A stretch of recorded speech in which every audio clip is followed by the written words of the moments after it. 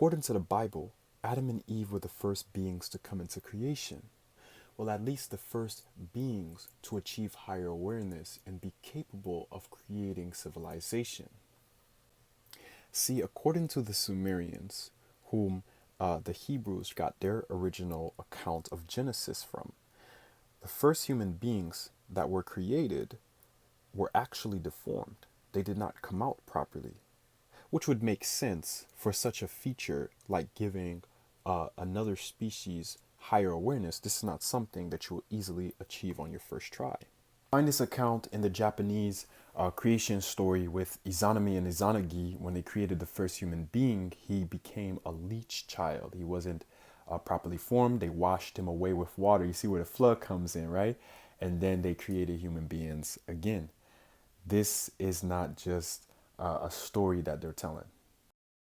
Same thing we find in another culture as far away as Africa, in the Yoruba tradition, West Africa at that. We find that Obatala, one of the Orisha who created mankind, he was drunk when he first created mankind, so they had to wash away with water the beings that he created when he was drunk because they were deformed to create human beings properly again. Then, if we come all the way to America, we find in the Maya tradition, in their mythology, in their creation story, the first human beings were made from clay, but because their joints couldn't function properly, they were washed away to be remade again. So the breeding grounds of Eden is not where the first human beings came into play. Let's just say it's where the first human beings were successfully tampered. They were given higher consciousness through genetic mutation with these fallen beings, these beings that fell from the sky that came down here, right? These extraterrestrial beings. Now, as a result of this mixing, it is said that giants came about, right? Remember giants in the Bible, and there's just stories of giants on every continent, pretty much, right?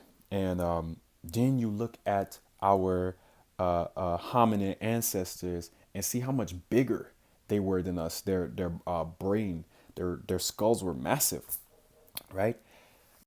Civilization most likely started with them.